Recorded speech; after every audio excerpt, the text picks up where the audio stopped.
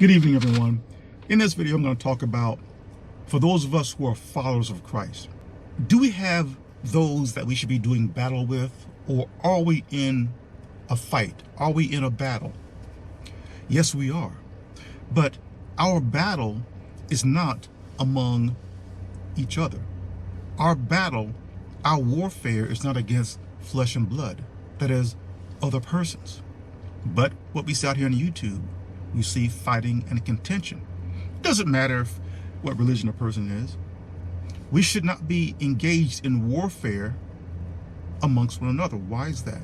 Because we all have an adversary who hates us, and that's Satan the devil. Do you think Satan the devil cares about whether or not you are a Christian or Muslim or a Buddhist or a Hindu or whatever? He doesn't care. All he sees is that you are one who was created by the one who created him, God. And he doesn't like you. If you don't give him worship, he wants you deleted. I was in the military for 20 years. And I know that no military commander will go out into the battlefield without first gathering intel on the enemy, the one that he's going to be engaged in battle with. He's going to study that enemy. He's going to know his weaknesses. He's going to know his strengths. So as followers of Christ, we must first know who our enemy is before we can engage in battle with that enemy or protect ourselves from that enemy. At Ephesians chapter 6, verse 12, the Apostle Paul writes, "For our struggle is not against flesh and blood, but against the rulers, against the authorities, against the powers of this dark world, and against the spiritual forces of evil in heavenly realms." Our warfare is not against one another. Our brothers, our sisters. Our brothers and sisters are not those who belong to our religion. We're all brothers and sisters. God created us. We came from one man and one woman. That makes us brothers and sisters. Whether you like it or not, that is a fact. So what are our weapons against this very powerful angelic creature? We don't stand a chance if we go toe-to-toe with him. But we can form around ourselves an armor that will help repel his arrows or his advances coming at us. For one, know Christ's teachings and know them well. We read at 2 Corinthians chapter 10, verse 7, the Apostle Paul writes there, "You are judging by appearances.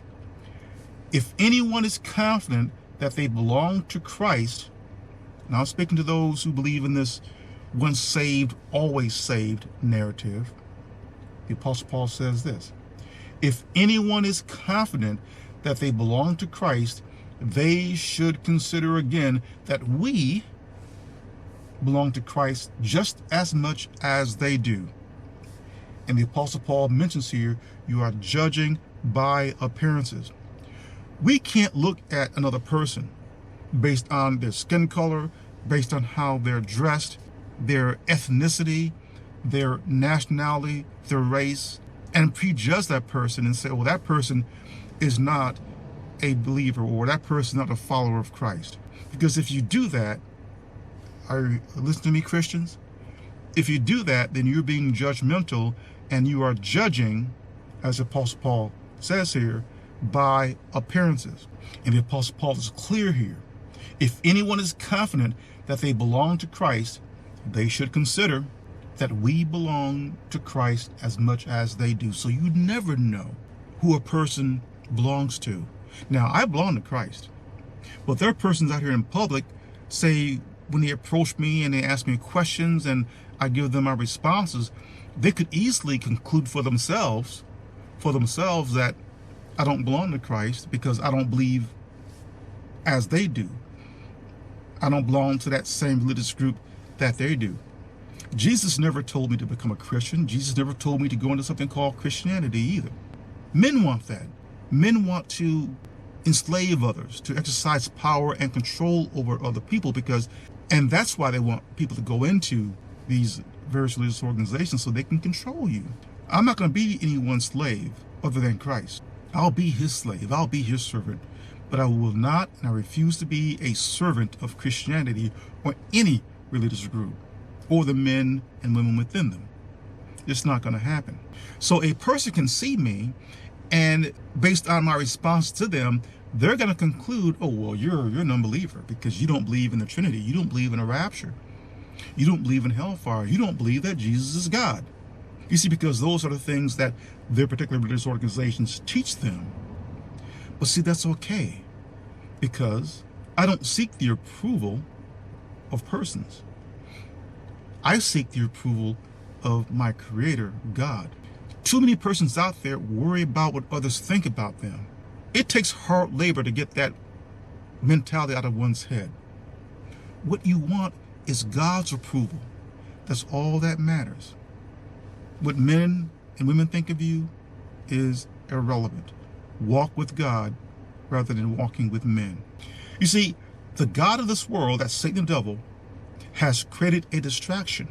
He has made individuals, Christians and persons of the other religious groups, fight amongst one another.